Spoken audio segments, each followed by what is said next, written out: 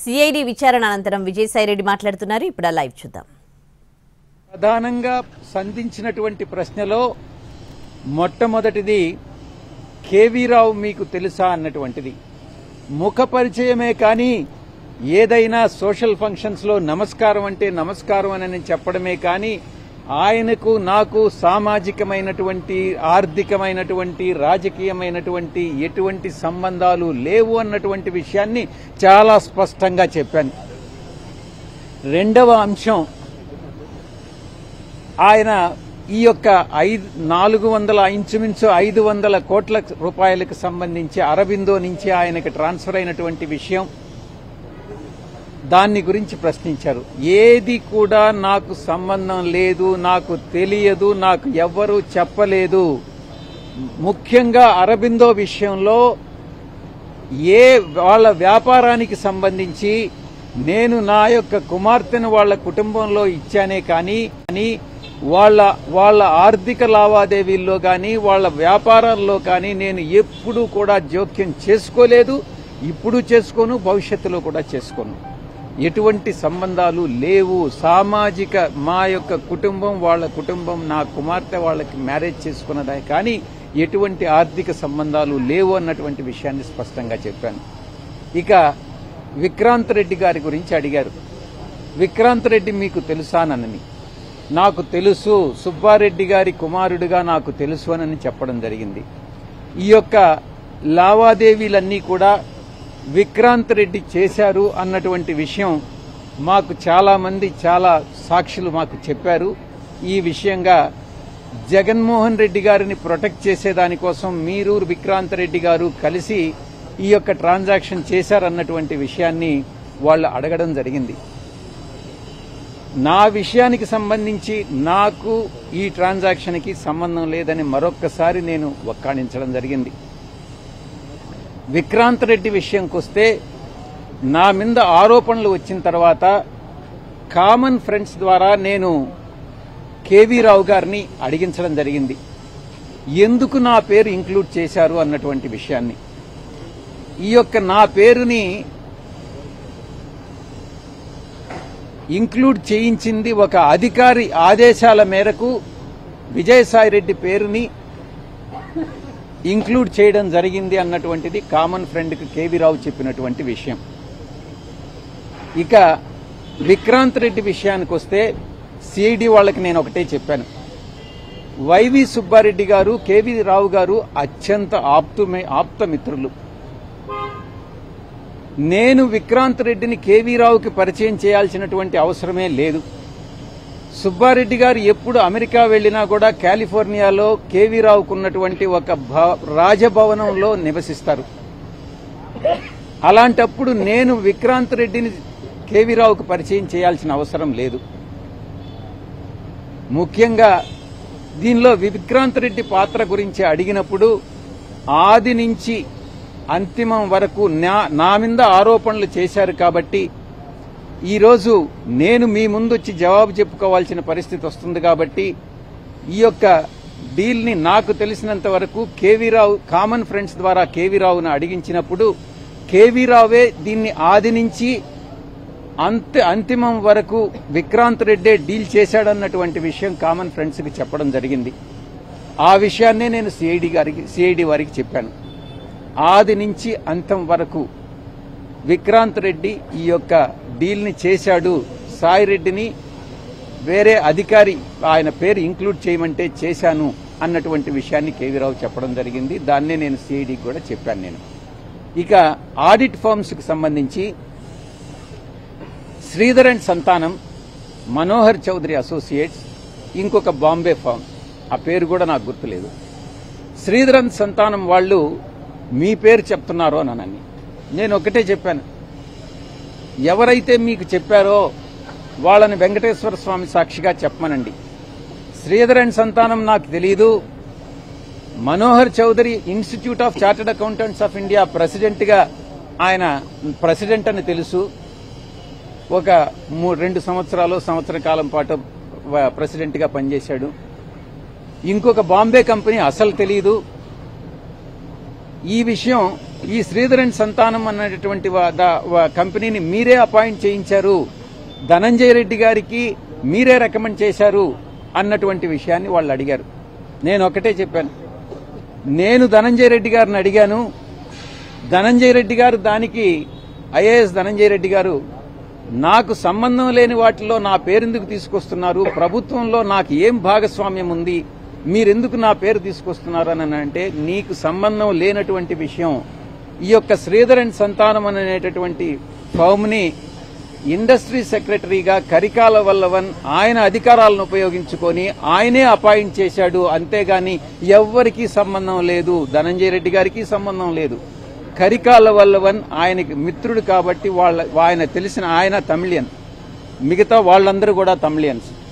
ఆ యొక్క నేపథ్యంలో ఆ యొక్క సత్సంబంధాలను బట్టి ఆయన అపాయింట్ చేశాడు అన్నటువంటి విషయం నాకు తెలిసింది. దాన్నే నేను సిఐడి వాళ్ళకి చెప్పడం జరిగింది. ఇక మిగతా కొన్ని విషయాలు అడిగారు. విక్రాంత్ రెడ్డి, మీరు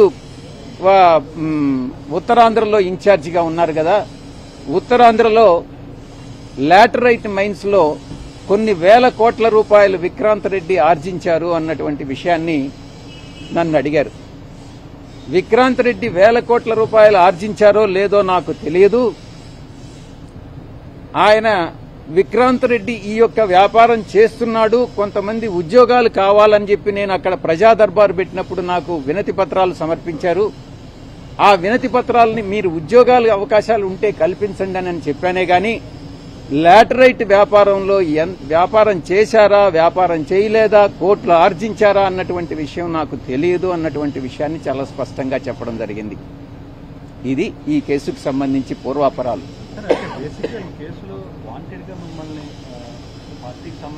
సుస్పష్టంగా వీళ్ళ ఒక పద్ధతి ఏర్పరచుకున్నారు. సిబిఐ వాళ్ల 11 కేసుల్లో, ఈడీ వాళ్ల 10 కేసుల్లో జేడీ లక్ష్మీనారాయణ ఏదైతే పెట్టాడో వాటిల్లో నేను అన్ని A2 ఉండాను కాబట్టి ఇక్కడ కూడా కాకినాడ సీపోర్ట్లో కూడా A2 పెట్టారు. అంతేగాని A2 అన్నది స్టాండర్డైజ్ చేశారు. ఎక్కడ ఏ కేసు పెట్టినా విజయసాయిరెడ్డి A2. ఇది వీళ్ళ యొక్క ఇప్పుడు రాజకీయాలకు దూరంగా ఉన్నారు మీరు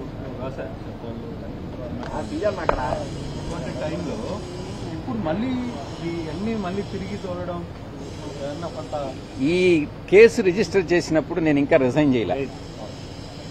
నేను ఆ రోజు కూడా చెప్పాను, పార్లమెంట్ బయట ప్రెస్ని అడ్రస్ చేశాను, ఈ విషయాలే చెప్పాను. నేను అప్పట్లో నాకు పూర్తి వివరాలు తెలియదు.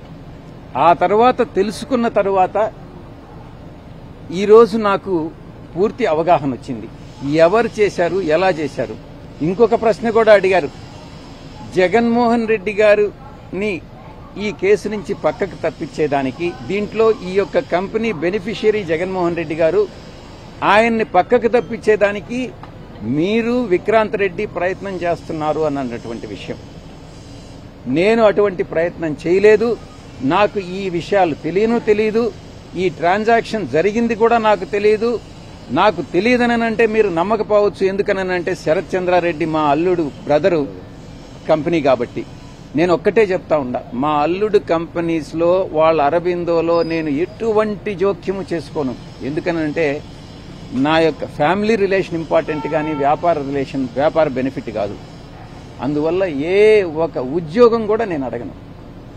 మీరు ఇందాక ఒక అధికారి పేరు, ఆ అధికారి ఎవరి మిమ్మల్ని స్పెసిఫిక్ గా టార్గెట్ చేయాలి, పేరేమన్నా చెప్పగలరా? కరికాల వల్ల పేరు చెప్పాను. ఒక అధికారి ప్రమేయంతో నా పేరు ఇంక్లూడ్ చేశారన్నటువంటిది అది చెప్పడం బహుశా మంచిది కాదేమో. ఈ కేసులో నాకు తెలిసినంత వరకు ప్రతి ఒక్కటి దీంట్లో నేను జగన్మోహన్ రెడ్డి గారి ప్రమేయం ఉందానని అడిగారు. నాకు తెలిసినంత వరకు జగన్మోహన్ రెడ్డి గారి ప్రమేయం లేదు. ఈ డీల్ అంతా కూడా కేవీ రావుకి, ఇటు శరత్ చంద్రారెడ్డికి, అరబిందోకి మధ్యన డీల్ చేసిందంతా కూడా కర్త కర్మ క్రియ విక్రాంత్ రెడ్డి అని అన్నటువంటి విషయాన్ని చాలా స్పష్టంగా చెప్పాను. సార్, అప్పుడు రాని కేవీ రావు ఇప్పుడు బయటకు వచ్చి కంప్లైంట్ ఇవ్వడం అంటే గత 3 ఏళ్ళు 4 ఏళ్ళు సైలెంట్గా ఉన్నారు. కేవీ రావుని అడగండి, మంచి రాజకీయ బ్రోకర్ కదా. మీ కామన్ ఫ్రెండ్ ద్వారా కూడా మీకు కేవీ రావు గతంలో కూడా మాట్లాడాలని మీరు కూడా చెప్పారు. అవును, ఇంకేం చేస్తాం, డైరెక్ట్గా మాట్లాడలేను కదా. అతనంటే అసహ్యం నాకు. ఇప్పుడు మళ్ళీ రమ్మన్నారు లేదు, అవసరమైతే పిలుస్తాను. నా పాత్ర ఏముందని పిలిచేదానికి? నేను ఎప్పుడు పిలిచినా చెప్పలేదు సార్. తప్పడుతున్నారు ఎందుకులే, నేను దూరం వచ్చింది కాబట్టి. అవును, నేను కూడా సర్వైవ్ కావాలి కదా, నాకు కొంత ప్రొటెక్షన్ కావాలి కదా. నేను ఆ అధికారి పేరు చెప్పి ఈరోజు వాళ్ళకి నేను వ్యతిరేకం కావడం ఎందుకు? జరిగిపోయింది. ఆ అధికారి మనస్సాక్షికి తెలుసు. దీన్ని ఎవరు డ్రాఫ్ట్ చేశారన్నటువంటిది, ఎవరు డ్రాఫ్ట్ చేశారో ఈ కంప్లైంట్ అన్నటువంటిది కేవీరావు నాకు చెప్పని కూడా చెప్పాడు. అవన్నీ ఇప్పుడు చెప్పాల్సిన అవసరం లేదు. కేవీరావు కామన్ మిత్రుడు ద్వారా ఎవరు డ్రాఫ్ట్ చేశారు, నేను ఈ ప్రెస్ కాన్ఫరెన్స్ అడ్రస్ చేసేది ఆ వ్యక్తి చూసినప్పుడు అతనికే మనసుకి కష్టం కలుగుతుంది. కానీ సార్ ఫర్దర్ గా ఈ కేసు ఎలా చూడబోతుంది అంటే ఆల్రెడీ మిమ్మల్ని ఇంక్లూడ్ చేసేసారు. సో మీరేమో చెప్పాల్సిన మీకున్న ఫ్యాక్ట్స్ అన్ని క్లియర్ గా చెప్పారు. సో ఇంతటితో అయిపోద్ది అనుకుంటున్నారా? ఫర్దర్ గా కొంత ఇక్కడితో ఆగకపోయినా నాకు వచ్చే నష్టం ఏమి లేదు. నేను ఒక్కటే చెప్తా, వీళ్ళందరూ ఇవన్నీ చెప్తున్నారు కదా, కాల్ రికార్డ్స్ తీయండి. నేను కేవీరావుతో మాట్లాడినట్టు ప్రూవ్ చేయండి, లేదా కేవీరావు నాతో మాట్లాడినట్టు ప్రూవ్ చేయండి. నేను ప్రజా దర్బార్ పెట్టేటప్పుడు ఎవరొచ్చి ఉద్యోగాలు అడిగినా ఏదడిగినా కూడా నేరుగా ఫోన్ చేసేవాడినే గాని అంతకు మించి ఏ యొక్క ప్రతిఫలం ఎవరి దగ్గర ఆశించలేదు, ఆశించేవాడిని కూడా కాదు. సాయిరెడ్డి గారికి జగన్ తో ఉన్న రిలేషన్ ఈరోజు సాయిరెడ్డికి ఇప్పుడు ఇబ్బందులు గురవుతుందంటే అనుకోవచ్చా? కొంతమంది దానికి మా పార్టీలో, అంటే మా గత పార్టీ, నేను ఏ పార్టీలో నుంచి అయితే నేను రిజైన్ చేశానో ఆ పార్టీలో ద్వితీయ శ్రేణి నాయకులు ఎవరైతే ఉన్నారో వాళ్ళు నాకు మా నాయకుడికి మధ్యన అభిప్రాయ భేదాలను సృష్టించి జగన్మోహన్ రెడ్డి గారి మనసుని విరిచేటటువంటి ప్రయత్నం చేసి వాళ్ళు విజయం సాధించారు. 3.5 సంవత్సరం పాటు అవమానాలకు పాలై నేను దిగినటువంటి ప్రతి మెట్టు కూడా కొంతమంది పైకెక్కడం జరిగింది, వాళ్ళు పైకెక్కేదానికి ఉపయోగపడడం జరిగింది. దీంట్లో చాలా మంది పాత్రదారులు, సూత్రధారులు ఉన్నారు. దీంట్లో ఈ పార్టీ నుంచి వెళ్లిపోయిన దానివల్ల నేను ఏ విధంగానూ నష్టపోవట్లా. చిత్తశుద్దితో ఈ పార్టీలో నేను ఉన్నంతకాలం నేను పనిచేశాను, మనస్ఫూర్తిగా పనిచేశాను. ఇప్పుడు కూడా పార్టీ నుంచి వచ్చిన తర్వాత జగన్మోహన్ రెడ్డి బాగుండాలనే కోరుకుంటున్నాను. కానీ ఈ యొక్క ద్వితీయ శ్రేణి నాయకత్వం, వాటిని ఏమంటారు, వీళ్ళు చుట్టూ ఉండేటటువంటి వాళ్ళని కోటరీ, ఈ కోటరీ నుంచి ఏ రోజైతే ఆయన బయటపడతాడో ఆ రోజు ఆయనకు భవిష్యత్తు ఉంటుంది. లేకుండా ఉంటే భవిష్యత్ అనేటటువంటిది చాలా కష్టంగా ఉంటుంది. ఇంతకన్నా మించి చెప్పగలిగింది ఏం లేదు. ఎక్కడ బయట నుంచి పోయేటటువంటి ఇన్ఫర్మేషన్ ఈ యొక్క కోటరీకి అనుకూలంగా ఉంటే, ఎవరినైనా ఆయనకి పరిచయం చేయాలి, తీసుకెళ్లాలి అని అంటే ఈ కోటరీ గాని అంగీకరిస్తే వాళ్ళకి ఏదో ఒక రకంగా నయానో భయానో, లేకుంటే మంచిగానో కాళ్లు పట్టుకోనో చేతులు పట్టుకోనో, లేకుంటే ఆర్థికంగా ఏదో ఒకటి చేసో వాళ్ళు ఆయన దగ్గరికి పంపిస్తారే గాని దేవుడి దగ్గరికి, పూజారులు అదర్వైజ్ దేవుడి దగ్గరికి పంపించట్లా. ఇది జరిగేటటువంటిది. ఈ చెప్పేటటువంటి ఒక నాయకుడు అన్నటువంటి వాడు ఈ చెప్పుడు మాటలను నమ్మకూడదు. చెప్పుడు మాటలను నమ్మితే నాయకుడు నష్టపోతాడు, ప్రజలు నష్టపోతారు, పార్టీ నష్టపోతుంది. ఇక్కడ జరిగేటటువంటిది అదే. వైసీపీ పార్టీలో పూజారుల హవా నడుస్తోంది. తప్పకుండా ఏకీభవించకుండా ఉండేదానికి ఏముంది దాంట్లో? ఈ కోటరీ వల్లనే నేను ఆయనకి దూరం అయ్యాను. నేను ఇంకోటి, ఆయన జగన్మోహన్ రెడ్డి గారితో నేను మాట్లాడినప్పుడు నేను చాలా స్పష్టంగా చెప్పా, సార్ మీ మనసులో నాకు స్థానం లేదు, నా మనసు విరిగిపోయింది. మీ మనసులో స్థానం లేనప్పుడు ఈ పార్టీలో కొనసాగాల్సినటువంటి అవసరం నాకు లేదు. కాబట్టే నేను ఈ పార్టీ వదిలి వెళ్లిపోతున్నాను. మీ చుట్టూ ఉండే వాళ్ళ చెప్పుడు మాటలు విని మీరు తప్పుదోవ పట్టొద్దు. మీకు ఎవరు నిజాలు చెప్తున్నారు, ఎవరు అబద్దాలు చెప్తున్నారు అన్నటువంటిది మీరు పూర్తిగా అర్థం చేసుకోండి. అర్థం చేసుకొని మీరు నిర్ణయాలు తీసుకోండి. అప్పుడు మీరు ప్రజలకు ఉపయోగపడతారు. మీరు నాయకులు, అధినాయకులు, ముఖ్యమంత్రిగా 5 సంవత్సరాలు పనిచేసినటువంటి అనుభవం ఉంది.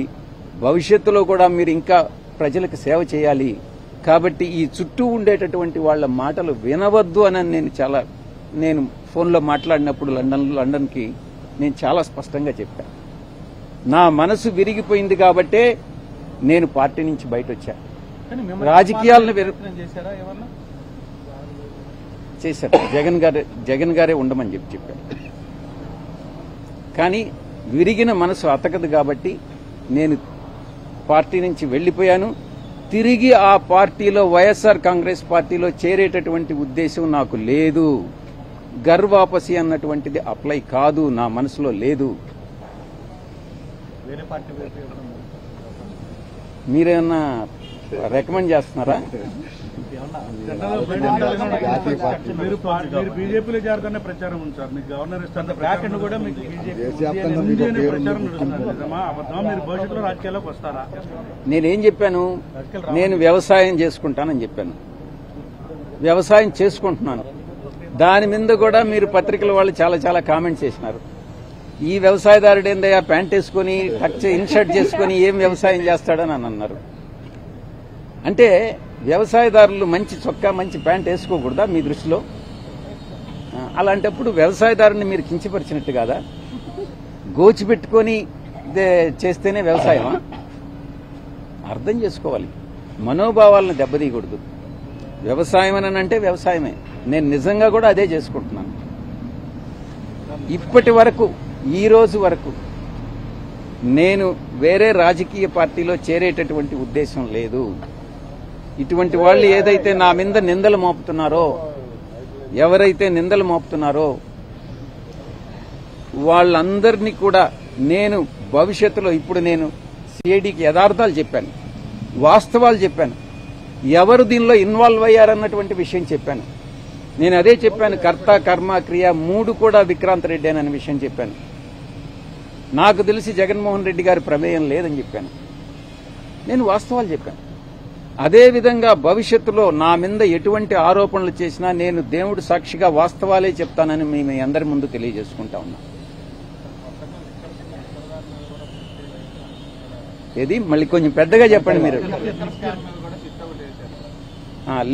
లిక్కర్ స్కామ్ మీద సిట్ వేశారు. లిక్కర్ స్కామ్ మీద నేను గతంలో కూడా చెప్పాను. లిక్కర్ స్కామ్ లో పాత్రధారి, సూత్రధారి, కర్త, కర్మ, క్రియ అన్నీ కూడా కసిరెడ్డి రాజశేఖర్ రెడ్డేను అన్నటువంటి విషయాన్ని చాలా స్పష్టంగా చెప్పాను. మరిన్ని వివరాలు భవిష్యత్తులో నేను చెప్పాల్సి వస్తే చెప్తాను. ఇప్పుడు అంటే ఇంతకాలంలో ఎప్పుడు ఈ సబ్జెక్ట్ లో మాట్లాడని సాయిరెడ్డి గారు ఇప్పుడు సడన్ గా పాత విషయాలు కూడా తెర మీదకి చెప్పే ప్రయత్నం జరుగుతుంది. దానివల్ల మీకు ఏమైనా ఇబ్బంది కలగదా? అంటే ఏ పత్రిక నుంచి? ఆర్టీవీ. మీరేమన్నా నన్ను ఉరేస్తారా? లేదంటే కొడతారా, చంపేస్తారా? చెప్పండి. ఆర్టీవీ రవిప్రకాష్ కదా, రవిప్రకాష్ ఏమన్నా ఉరేసేస్తాడా నన్ను? అయితే భయం ఎందుకు? భయము అనేటటువంటిది ఈ బ్లడ్ లోనే లేదు. భక్తి అనేదే ఉండింది, ఇప్పుడు కూడా ఉంది. భక్తి ఇంతకు ముందు నాయకుడి మీద ఉండింది, ప్రేమ ఉండింది. కానీ ఇప్పుడు ఓన్లీ దేవుడి మీదనే ఉంది, వెంకటేశ్వర స్వామి మీద. ఎందుకనంటే మనసు విరిగిపోయింది. అన్ని కష్టాలకి ఓర్చుకొని నాకు ఇన్ని పదవులు ఇచ్చాడు, నేను కాదనలా. కానీ అవమానాలు, నేను పడ్డ కష్టాలు అన్నీ కూడా ఒక్కసారి తలుచుకుంటే మనసు విరిగిపోయే బయట వెళ్ళిపోయారు. వ్యవసాయం చాలా కష్టాల్లో ఉన్నప్పుడు మీరు దగ్గరుండి చాలా అన్ని చూసినారు అంటే అంత తెలుసు. కానీ ఇప్పుడు ఏదో చిన్న చిన్న ఇష్యూలతో మనసు విరిగిపోయిందని జీవిత భాగస్వాములే విడాకులు తీసుకుని వెళ్ళిపోతున్నారు. మీ సంగతి ఏదో నాకు తెలీదు. ఇంకా నేను ఇన్ని తరాలుగా ఉండింది కాస్త 3 తరాలుగా ఉండా నేను కాదనలా. కానీ ఆత్మ గౌరవం ఆత్మవిశ్వాసం 2 ముఖ్యం. నేను ప్రలోభాలకు లొంగల. మా నాయకుడు నన్ను ప్రలోభాలకు లొంగావన్నాడు. నేను భయపడ్డానన్నాడు. నేను భయపడలా. ఇంకోటేది ప్రలోభం, భయం, విశ్వసనీయత కోల్పోయానన్నాడు. విశ్వసనీయత కోల్పోలే. ఆ 3 యథాతిథిగా అప్పుడెట్టున్నాయో ఇప్పుడు అలాగే ఉన్నాయి. మా నాయకుల్లోనే మార్పు ఉంది. Thank you. ధన్యవాదాలు.